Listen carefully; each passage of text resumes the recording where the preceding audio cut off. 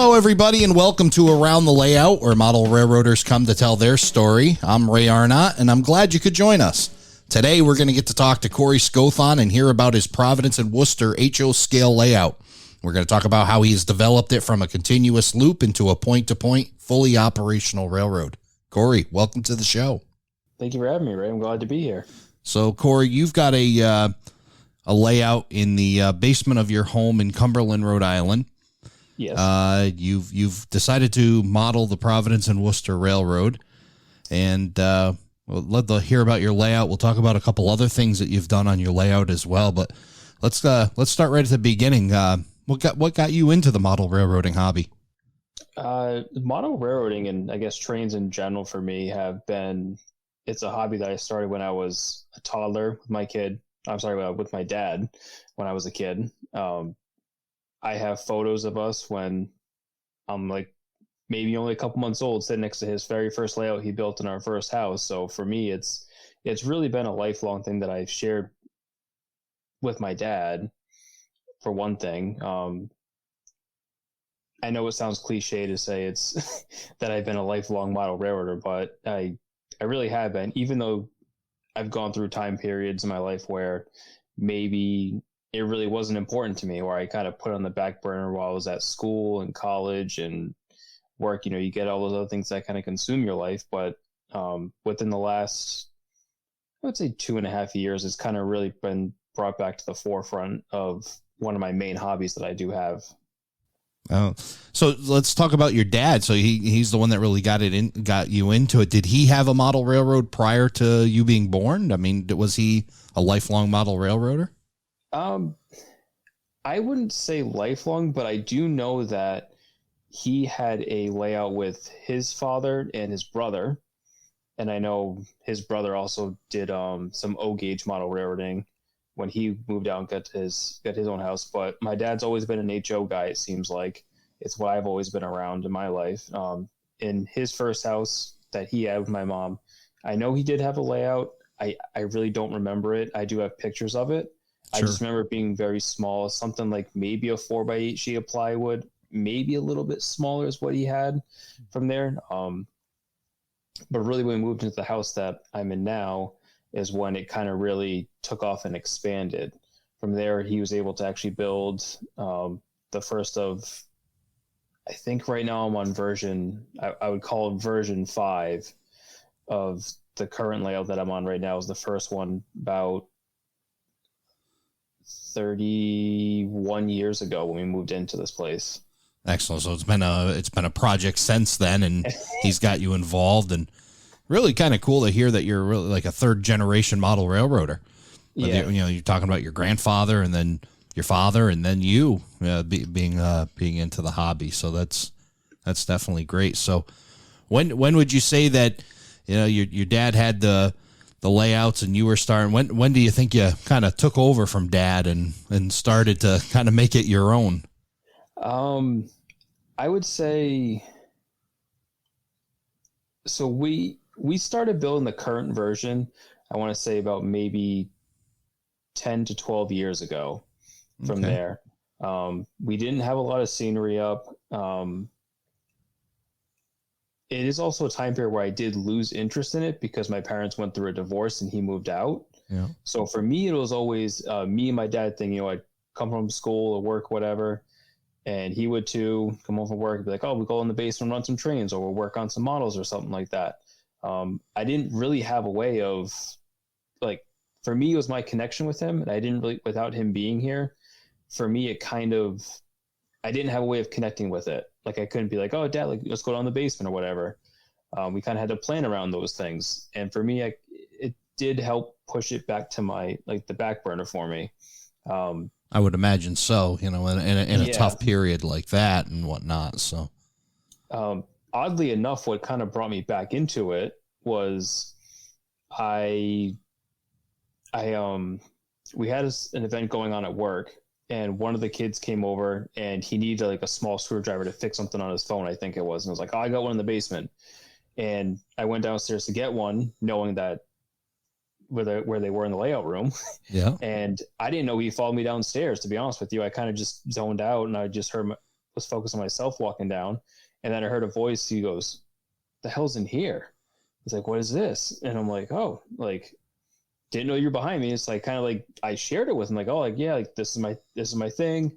I haven't really done much to it." And he's like, "Oh, this is so cool." Like asking me a whole bunch of questions for the next hour. And it kind of really got me thinking. I was like, "Oh, like there are ways to connect with people that maybe don't see it all the time and whatnot." So I was like, "All right, well, I got to find a way to kind of bring myself back into it." And everyone knows when you start thinking about something like Facebook and Instagram, you just start, they tap in you, they just start posting those ads and stuff. Right. And I was on Instagram one day and like a picture of a model train came up and I was like, "Oh, like there are people out there in the community that do this." So I kind of started thinking, I was like, "Oh, maybe I could do this. Like maybe I could try seeing how it goes." And that's really what brought that, and me going through a break with my girlfriend at the time really kind of brought me back into just needing something to do as an outlet for me to kind of like relieve stress or whatever when I come home from work, or I was having a bad day. And then using a platform like Instagram, it allowed me to kind of share with other people, bounce ideas off other people, and then actually meet other people that local to me that I didn't really know were into railroading and stuff like that. Yeah, so the railroad really kind of became a therapy for you of sorts, is what you I believe More you're saying. less, Yeah, it certainly becomes that a great outlet for that, and get your mind off of things. And I'm glad that a simple encounter with a friend reignited that spark within you. Yeah. So yeah, and you're talking about social media, and it's just amazing the networking that can be done, and the inspiration that can come from connecting with people on social media. Yeah, it really can. Like I will say in the past 2.5 years since I've started doing the whole social media side of it, I have learned a lot from people that I didn't really think I'd be able to do, and that have pushed me to be better at this hobby.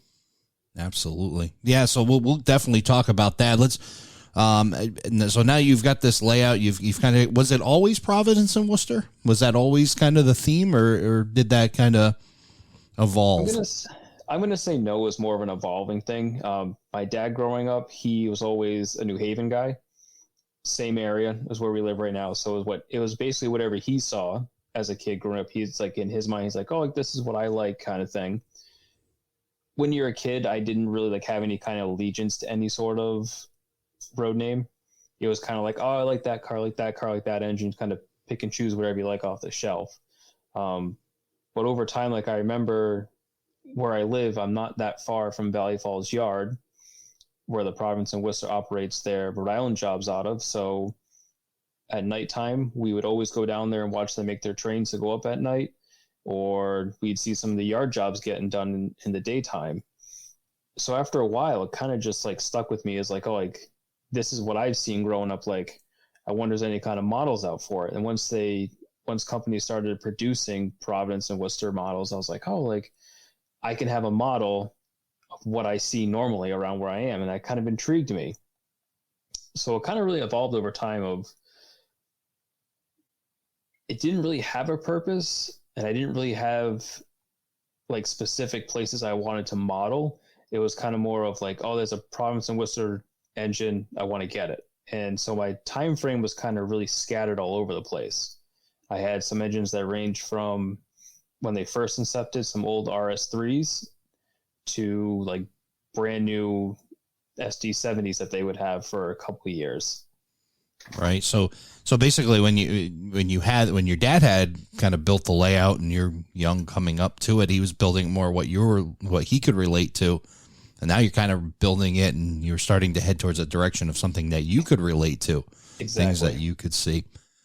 Yeah. And you live, I mean, obviously I've been to your home a couple times, and, we operated actually last night as we're recording this and whatnot. And you live very close to the Valley Falls Yard. So you've kind of had some real kind of backyard inspiration to this. Pretty much backyard inspiration. And you guys, I know that you guys do take care, and right at the other end of my neighborhood, you guys do cross over the old roadbed for the Rentham branch that snakes out from the Valley Falls Yard that would go up north to Rentham, Mass. So it basically is in my backyard, or what used to be in my backyard. Yeah, right. I mean, easy to get to, and you're seeing this stuff every day, and I'm sure that presented you with maybe some inspiration, but maybe some challenges as well, to as you're seeing all this, and then you see changes and trying to apply them or decide to apply them on your layout. Definitely good and bad changes. It does, but by being also really close to it, and like that particular yard, for instance, I've wanted to model it as best as I could, or at least get you the feel of being down there. And even if, like, I know this isn't my end all be all layout, so I've already started making preparations for that. As silly as that may sound, is I have a layout now that I'm working on. I'm happy with it. I'm updating a little bit, doing a little bit of updating as I go, but I'm also planning for the future with like buildings and stuff like that, the things that I know that I can reuse at a later time. So you're saying there'll be a version 6 coming down the road at some point. There will be I do have in my head, and I've slowly started planning, making a wish list and crossing things off and adding them of a end all be all layout. Well, before you get to that point, let's talk about version 5. Why don't you tell us a little bit about your layout as it exists and kind of the area it's covering? So the layout as it exists now, it really started off as a layout that was like a 2 operator layout. It was mostly a circle of continuous running, a couple of industries, but there was really no like flow or direction for it, I guess I could say. It was kind of like off in the adjacent room next to it, there was a 5-track staging yard where I could throw trains off and have them disappear, come on and off the layout. And it was more for like just like an entertainment thing where I could sit back and like relax and watch trains run in my basement. Now, as I progress towards moving towards operations and being a little more operation minded and running with other people, I had to shift the whole focus of the layout a little bit, which included me adding on a pretty large extension. About a year ago, I think I started it. Maybe a little bit over a year ago is when I started and finished this thing. The main layout room is about 25 feet long, 9 feet wide. It is around the wall benchwork. The extension that comes off of that into the adjacent room is roughly 30 feet long and 2.5 feet wide. I'm just grabbing numbers off the top of my head if I can remember correctly. It does model from one end of Worcester to Providence, Rhode Island, and then back. In between there, basically dead center is Valley Falls, which on the actual prototype is pretty accurate as far as mileage goes between the two of them. It is the direct hub it is actually the main hub, I should say, where all the Rhode Island jobs go, start and terminate from for the railroad. So yeah, that's so you're talking about the Providence and Worcester main line that runs, again, like you said, from Worcester down to really through Providence and down to Davisville, and you've modeled most of that run, I would, as best as I could within the space that I have. Yes. Yeah. So you had this layout, you've built these kind of areas, and you talked about adding on to it. But you had it going kind of continuous loop. What was the pivot point? What was the ignite of change where you decided to go from kind of a continuous loop and that kind of thing to actual operations on your layout? What was the catalyst behind that? If I had to say the catalyst it was this operating group that I'm within, the Tri-State Operators. Once I started kind of seeing how an actual operation session goes, it kind of really made me start thinking like, all right, how can I have people come over and enjoy my layout, but also how can I enjoy it differently than it is right now, or how can I get a little bit more fulfillment out of it? It took a lot of planning and talking with others within this group that I realized that I couldn't do it with what I had now. I'd had to make a change, and adding in an actual 2 dedicated yards to run it as a true point to point, it was kind of a little bit of an undertaking, especially given some of the situations I had to work around, such as washers, dryers, and a bulkhead harness. No, sorry, not bulkhead harness, bulkhead door. Yeah. To get in and out of the basement. So it did provide some unique challenges for me as far as construction, but it also actually ended up being a nice learning curve as well, how to work around those things. Right. So yeah, you've built your main line. You tacked on to add Worcester. Is that right? Yeah, I would say I tacked on to add Worcester, although from where I don't recall specifically, you, Ray, if you saw it previously. I don't remember seeing it prior to that. So, did you have Worcester and then you moved Worcester down, like extended the length of your layout to? No, so I did extend the length of the layout. Yes. Previously, that little was like it was like a little cassette staging area off the layout. Okay. So it was only like 2 runaround tracks. So I could stage 2 trains. I could pull 2 more in if I wanted to and send 2 back out.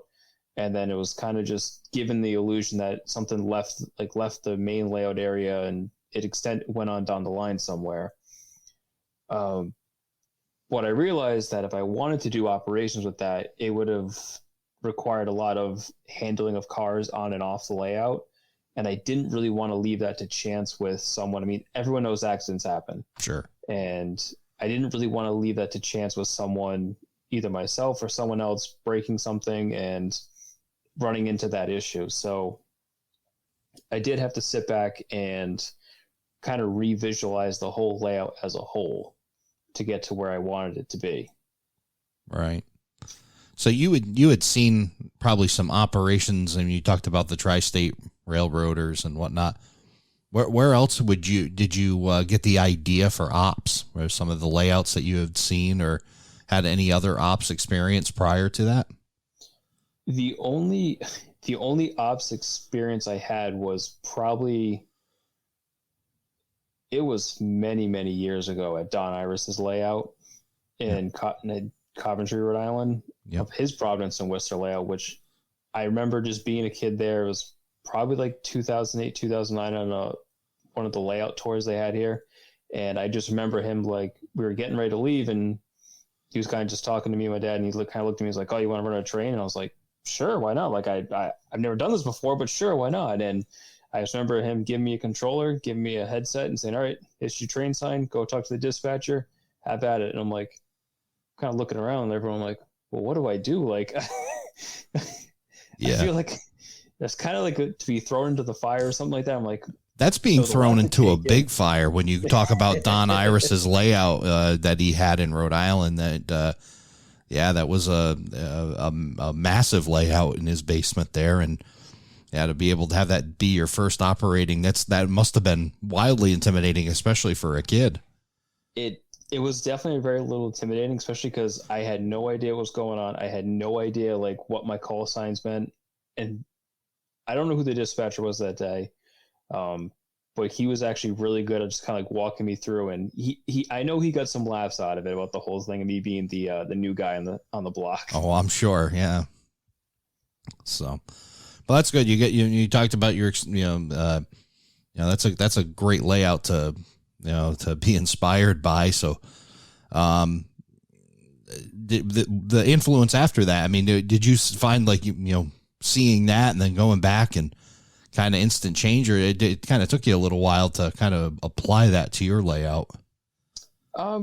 It did. Actually, I believe after that is when I added that like staging, that 5-car cassette staging thing off the layout. So that was like an addition even before the most recent edition. So, because I believe that kind of gave my dad and I the idea that, hey, like we could have an idea of, we could just make a small little yard off somewhere where to kind of give that illusion that things come and go from the layout. Yeah, so you'd be able to add a little bit to it, and then you finally, what you talked about, adding that additional piece, taking that cassette and turning it into more, and you've certainly done a great job with setting up some operating scenarios. So if talk about that process of making some decisions on compression, what areas you wanted to cover within that line that runs from basically the Northeast corridor all the way back up to Worcester. There's a lot of options What was kind of your selection process? What are the things that you really wanted to cover on that line on your layout? I mean, if obviously everyone's got a limited space, we're going to model everything that we can, and that you kind of really got to compress it down to what you think is the most. It kind of goes back to what we were saying earlier, is I have a lot of inspiration and I would say knowledge and sight of what happens in the Valley Falls area. So I knew, I'm like, all right, it's in my backyard. It's really what I know best about the railroad that I want to model. So I'm like, so I should focus on that. And then from there, I kind of think, I'm like, all right, so where do they go from Valley Falls? Well, there's really a couple areas. They go down to the Port of Providence to do a lot of servicing down there. They go down to areas such as Cranston, Rhode Island, Warwick, Rhode Island, to service customers down there as well too. You did mention as well earlier, they go all the way down to Davisville, Rhode Island, as which is kind of like the end of their Rhode Island division, where they interchange with Seaview Railroad down there. They also go down through some more of the industrial areas like Woonsocket, Pawtucket, Rhode Island, those cities that kind of really grew up around the railroad themselves. Then they also kind of go, then from there, outside of Woonsocket, it's pretty much just mainline running all the way back up to Worcester. Then from there, I could think, all right, well, could I get to places like Gardner? Could I get to Norwich? And then I kind of really had to start and think, all right, if I have, where's the main way into Rhode Island for this railroad? And that's Worcester. So I decided on setting the main way in, or one end of the layout, is being Worcester, because it's where all my traffic really comes in to funnel down to Rhode Island from. Right. And then I had to think of, where's my endpoint? I kind of had to nail it down. I'm like, all right, well, the endpoint realistically is Davisville. I just don't have the space. So logically, where's my next space to go? Which would, in this case, would be the Port of Providence. So I'm like, all right, well, let's go Port of Providence, because that's kind of the next major hub that they have to go down. So I kind of figured, all right, my two ends are there, which oddly enough are also the namesake of the railroad. Mm-hmm. So like that fits perfectly. And then in the middle, I kind of branched it off with, coming out of Valley Falls, is all their actual branch line stuff, which is running down what they call the East Providence Secondary, which is down through Pawtucket, Rumford, Rhode Island, all the way into Seekonk. And then I did model a little bit back north going towards Woonsocket, because there I've always had a couple industries up there. So I figured that kind of fits the mold of everything that I'm going for. Right. And it kind of gives a good overlay of the feel of being within the state. Absolutely. Yeah. You've done a really nice job of covering a lot of those industries and whatnot on your layout, and certainly can keep some operators busy. What would you say your favorite industry is on your layout? Is there one that comes to mind? As far as one to operate, I would say on that theme, I would say it would be the Shell Motiva yard, where they take in loaded ethanol cars and ship them out, only because from an operator standpoint, the way I have the job set up, it does take the person that's operating it about a solid hour and a half to swap all those cars out and get them spotted where they need to be. And at the end of the day, you only have really 3 cars coming in and 3 cars that are going out, but there's about, I want to say, another 8 to 9 cars that they have to spot as well on top of that within the industry. Yeah, that's certainly one thing I know, in operating. It is nice. I mean, the running is good, but when you have an area where you can have an operator stay for a long period of time, and they're going to be in that area for a while, they're not walking around, walking into people, it certainly makes it a lot easier to have a switching job like you have there that does take a lot of time and keeps them busy. Yeah, definitely.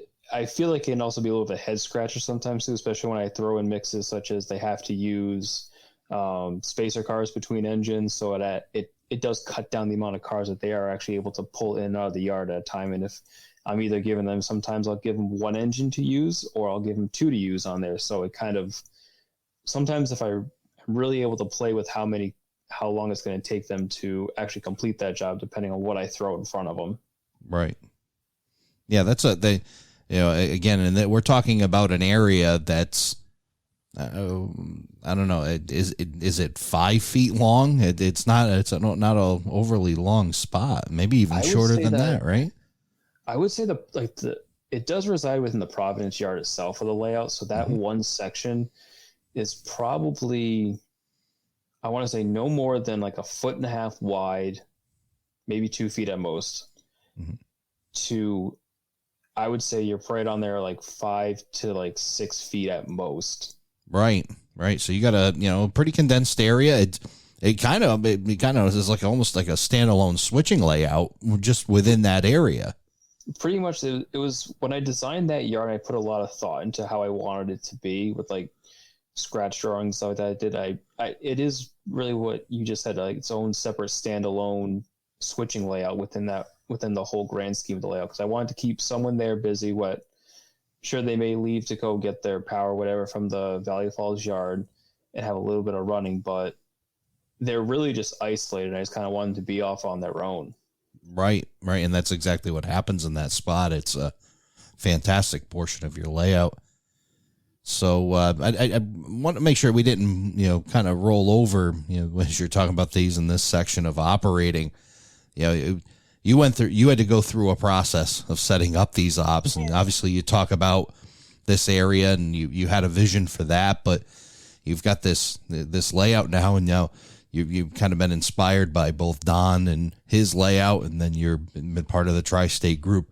Talk about the process a little bit and some of the challenges you faced to take this layout and now make it one that you could bring people in and actually operate it like a railroad. What were some of the things that you kind of went through, and talk about that process? The biggest thing that I've gone through, and I'm still going through to this day, as I'm still sorting out bugs, is it's a whole like car card system, which by far, when I got into doing operations, that was the most intimidating thing for me to do at first.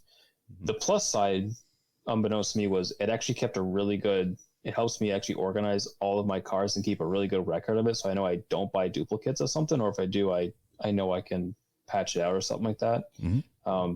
But setting up like an actual like routing and car card system was by far the most difficult thing for me to grasp, and I'm really getting better at it. I'm slowly understanding. I am finding mistakes that I have made that I need to correct, but it is part of the growing pains that I'm going through with that. The routing portion, I'm still getting better. Right. I do have some things I need to fix, couple things I need to fix with that, and it's mostly it's wording, and it's a little bit of the logic behind it that I'm still trying to like sort out. So what goes where and what time and stuff like that. That is the biggest thing that I'm figuring out. That was the biggest hurdle for me to have. But compared to where I was when I first came in to trying to do it, I am a lot more comfortable with it and a lot more understanding of it. Absolutely. And so we were talking last night, we, together with a few others, we went over and operated your layout last night. How did you think that went? What were some of the things you picked up from that? I got a lot of cars I got to fix that came off in one thing or another. Right. Yeah. I do get a few bad orders I got to fix. So the repair shop will be busy this week. Yeah. Just a note. It wasn't me breaking your cars, and I don't think it was. No. Okay. Good. Let's make sure everybody knows that. Not you. I can definitely say it was not you. Well, that's good. That's good.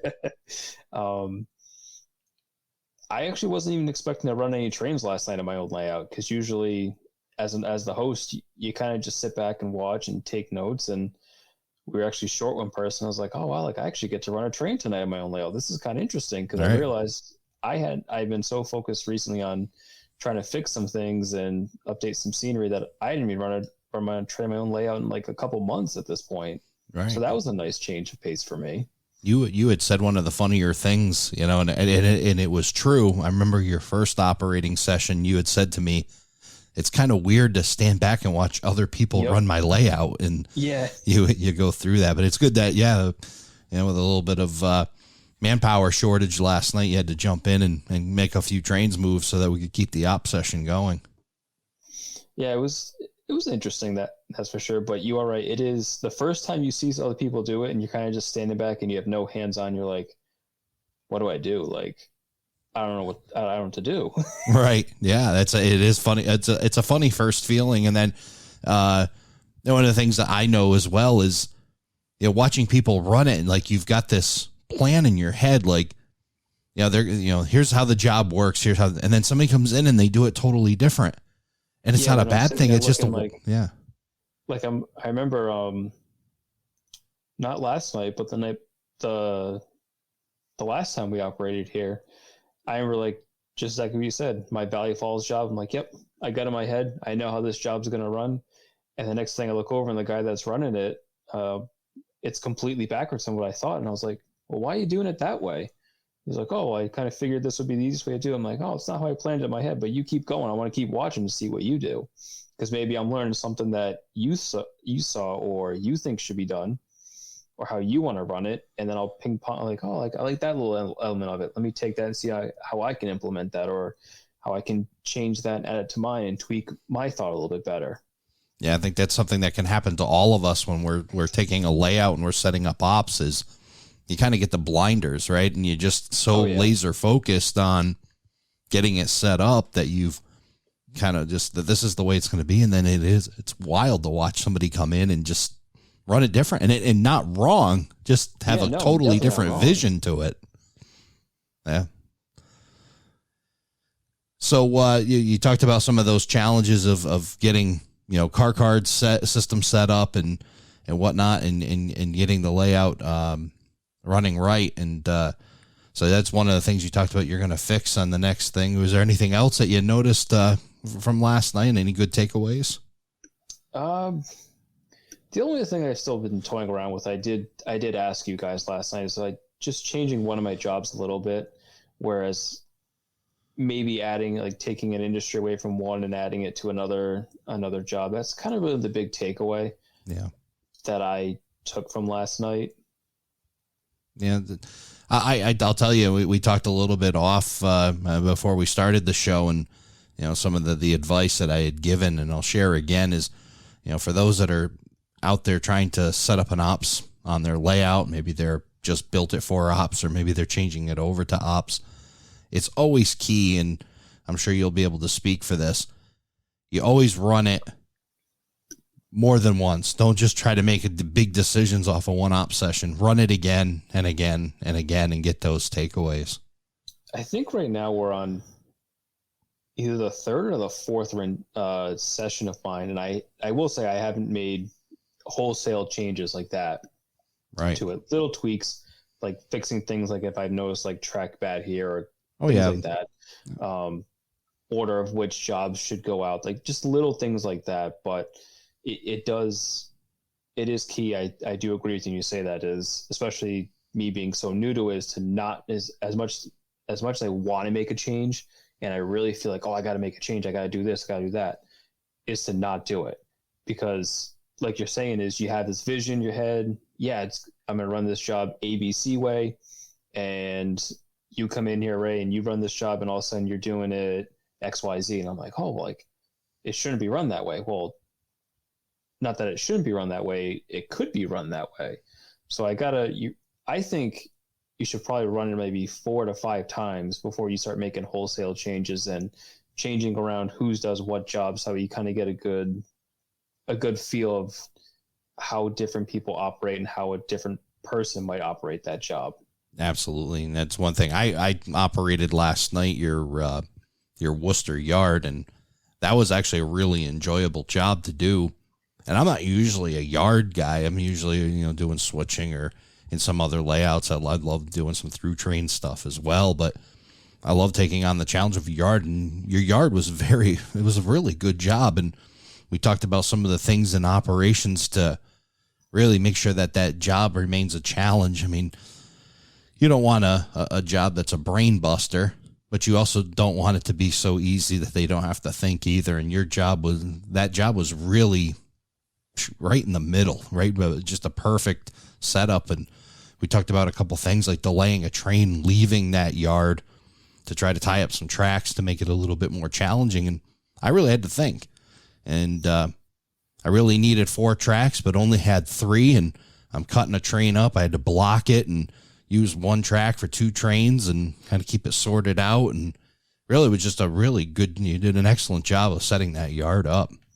that job actually is very surprising to me, because hearing you say that, like we were talking about last night, and the last session we had here with Joe, operator Joe, running that, I was actually very afraid about that job. I was afraid that it was going to be a giant mess. I was afraid that it was going to be just cars everywhere and there's going to be no organization there. But watching the two of you guys that have run it now and taking your feedback from it, I'm actually very surprised with myself that it actually flows very as well as it does in that yard.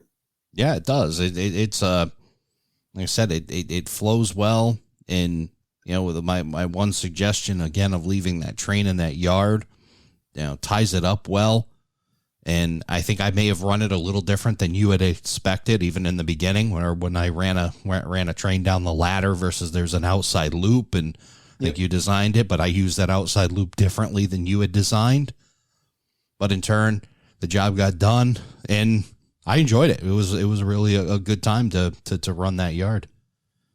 Yeah, no, I'm really glad to hear that it is actually an enjoyable job to be done on the layout. When I did design it where that outside passing siding was going to be like where you're going to cut all your cars off of, but actually seeing a little bit the way you did it last night, I was like, oh, that's actually really interesting. I never even thought about it, doing it that way.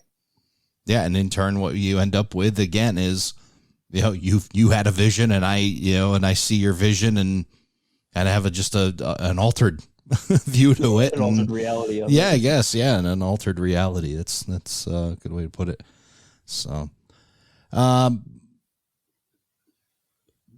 talking about, again, going back to, one thing I do want to talk about, make sure we cover is, and maybe this is part of an answer to another question I've got here, but you recently did a custom build of a Super 7. And I wanted you to talk about that a little bit. So, tell me what you got, how you got started on that, and tell me, kind of walk us through that custom build. Well, the way I get started on it is no one makes a model of it, and I like kind of quirky engines where things are a little bit different. The Providence of Worcester did have two Super 7 rebuilds that were actually the demonstrator units. So they were the nice fun fact is they were the first two that were ever built. I just liked them with the fact that they were different. They were unique looking. They had a really different shape to them to the top. And it was kind of like a mush of multiple engines, which I liked. And it's kind of like a switcher engine at the same time too.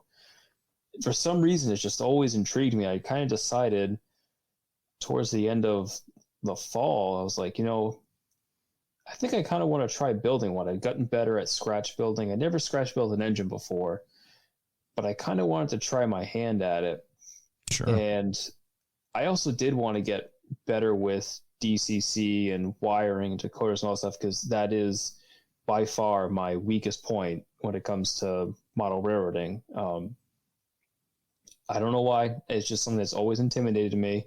I've been like, I don't want to do it. I want someone else to do it. But if something goes wrong, I'm like, oh, I got to find someone to fix it now. Whereas opposed to I could just fix it myself. Sure. Or attempt to fix it myself before I kind of muff it up more. And I got to call in an expert. Yeah. Or a big puff of black smoke comes out of it. Yeah.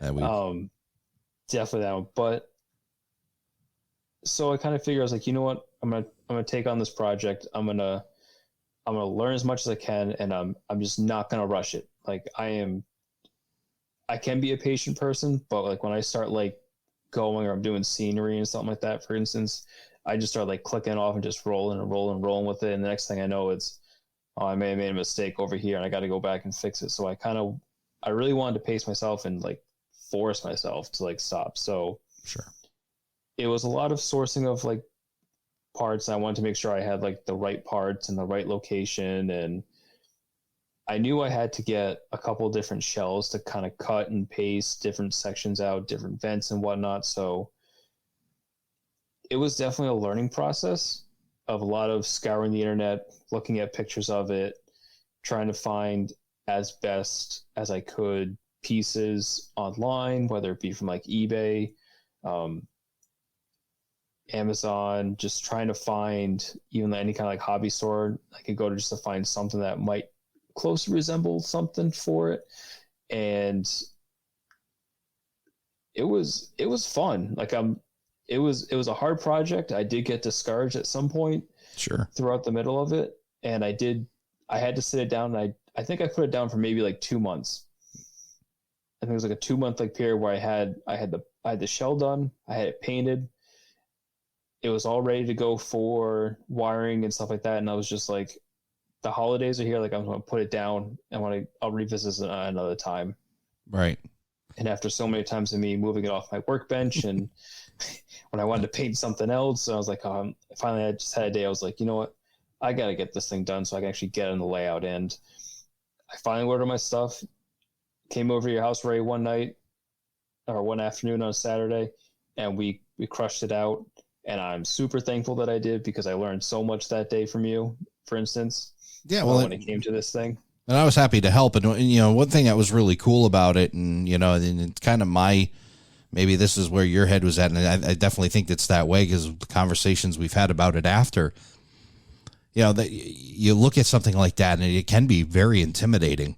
And you talk about intimidating. I mean, I thought intimidating just taking a Dash 8 locomotive and putting a decoder in it for the first time, or maybe a GP38 was my first install, but, you know, intimidating there. I mean, you went all in. You not only did a DCC install, you built a custom shell for a locomotive that hadn't even been built yet. So you dove right in. I figured, I was like, you know, if I'm going to do it, just the old saying, just go big or go home. Like, I'm going to throw myself into it, and whatever happens, happens. And about halfway through this project, I found another shell I wanted to do, and I was like, oh, guess I'm going to buy some of those shells, because I ended up finding a couple of the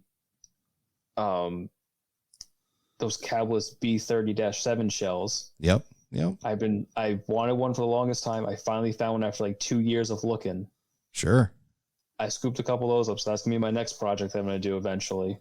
Excellent. That is my next one, and I'm gonna go in the same way with that one. Is just gonna try to get as best as I can, even if it's not perfect. I know it might not be perfect, but and the big thing is that you're doing it, you know, and right. And I think there's something to be said. I mean, I know that, you know, this will be definitely a topic for another show, and you know, deciding when there's things that you want to do and be kind of self-sufficient at, and then there's times where you want to just, you know, okay, I can outsource that job because I want to focus on this. But, you know, and some of the things like I talk about outsourcing, like loads and cars. I mean, you can spend time spent building loads and cars, or do you go out and spend the $9, $10, $11, whatever it is, to buy a load for the car, and then you can focus on things like you're doing. So that was one thing I was glad to help, because I knew I had the same feeling. You want to be a little self-sufficient. You don't want to have to simply rely on somebody to do all your DCC installs, especially if you're adding multiple locomotives to your layout.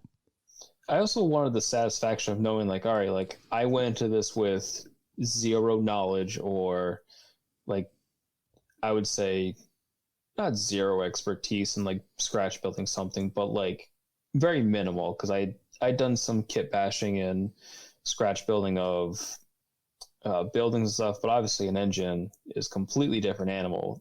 A little bit on that front. I would say, yeah, there's a whole lot to it. So talk about that shell. Walls. Yeah, so talk about that shell, because I know you had multiple pieces. So how did you put together? You knew you had to get a Super 7. That's what you were aiming for. So you knew you had different components. So talk about, you know, how you were able to get that shell put together. So it started off with a Atlas B23-7, which I used the chassis for that and the frame. I used the mid hood section from that. I then found I believe it was a Rail King Pro -8 shell. The only thing I didn't like on that was the actual cab. So I took that cab out. I actually found someone on Instagram, of all places, that he's like, I got a couple of these Walther ones just lying around. He's like, you want to send me postage for it, you can just have them. I sent him a little bit more than that just to help me out. So I grabbed some cabs that were a little bit more appropriate to what the actual cab was, put those on there.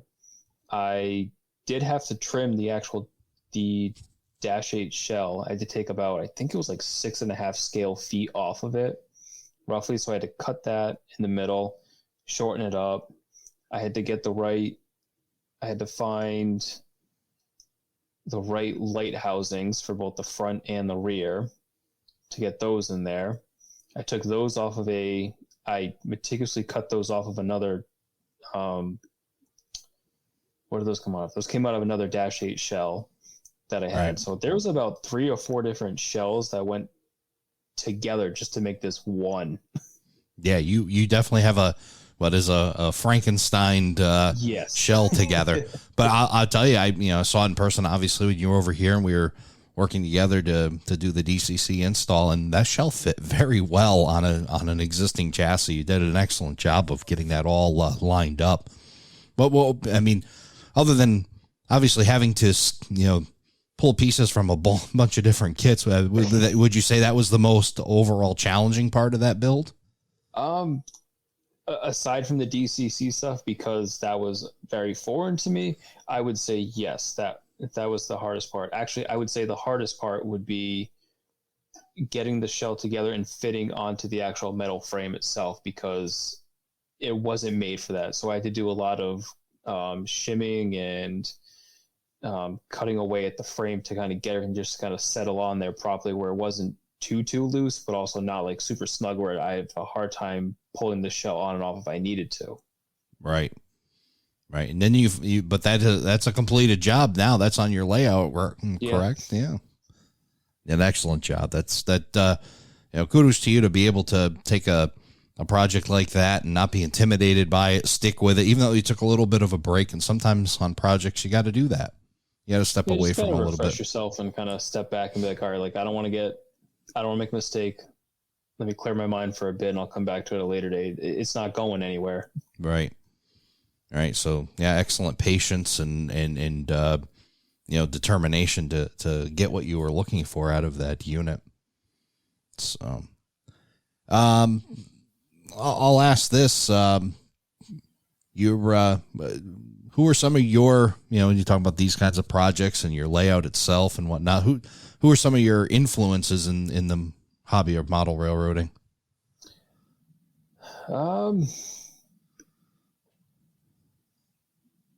That's actually a really good question.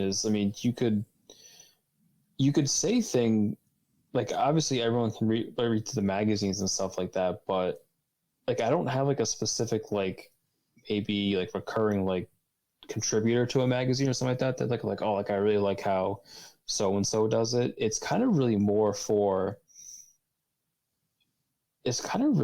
like what I see, honestly, from this tri-state railroaders group that I'm in. Is everyone in there is really good. Like they're really helpful, which has benefited me a lot. And I feel like I've been able to lend my 2 cents and help a lot of them out.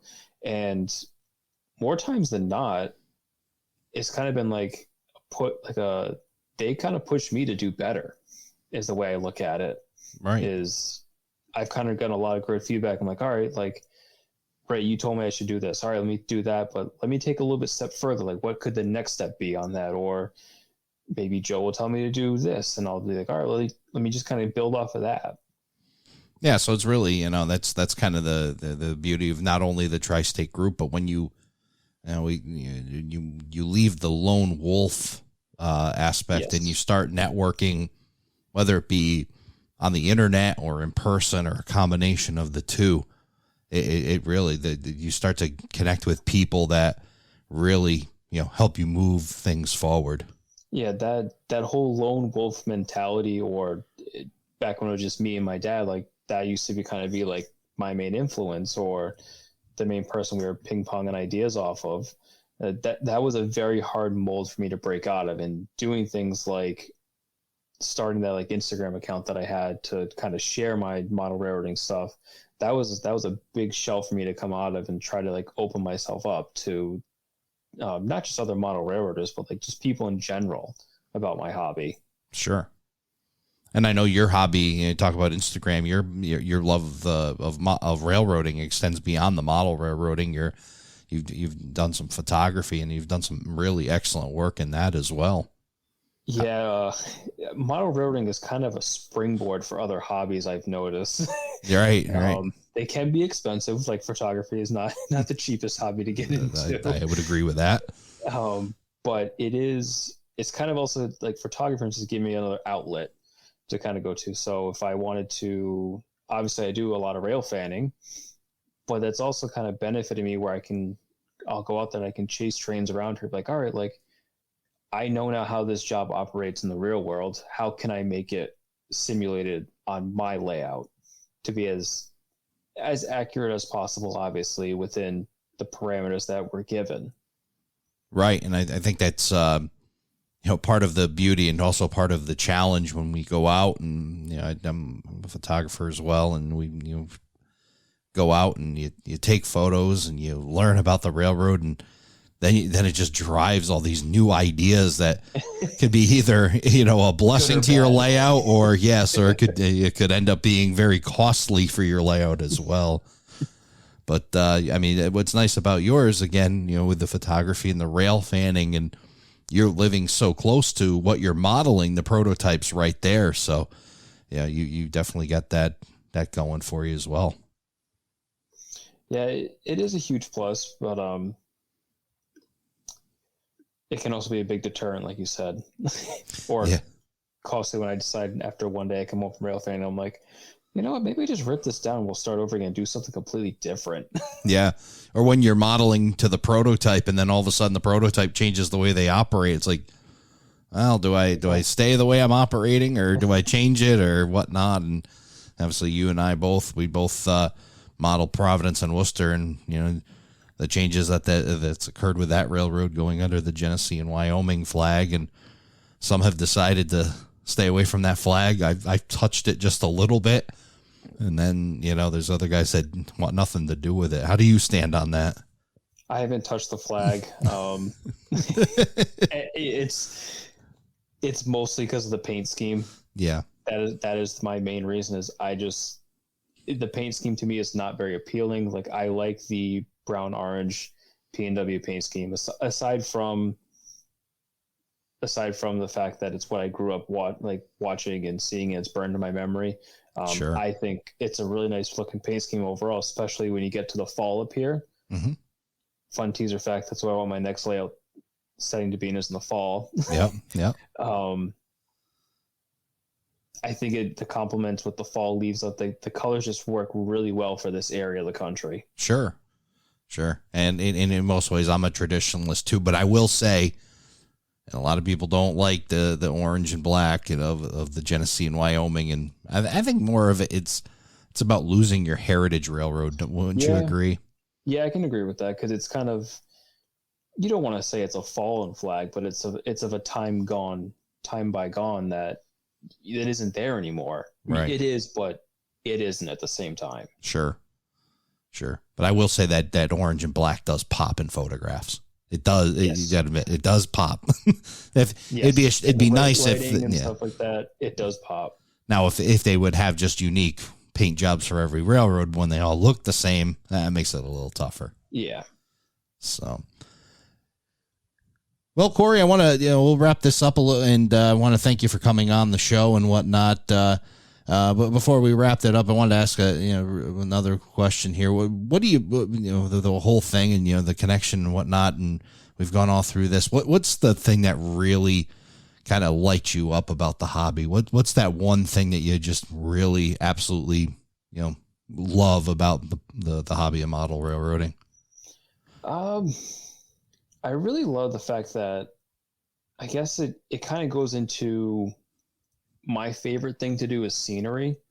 I love being able to, I guess it kind of piggybacks with doing photography and setting a scene for a picture and stuff like that. It's setting a scene that you can create something in miniature. So kind of give you the feeling of being in, all right, I'm in Valley Falls, or I'm in Pawtucket, Rhode Island. Like, this is what I feel like I'm there, or I'm in Worcester, Mass, or I'm in Selkirk, New York. Like, the feeling that you kind of get, or you kind of experience by seeing something in miniature, it's kind of, it kind of transports you back to like a different world almost, especially as a kid, you kind of see these things move around. It's like, oh, cool, it's a train moving, but you're able to build something that's a different scale than what you normally would see, or to recapture what you'd see in everyday life.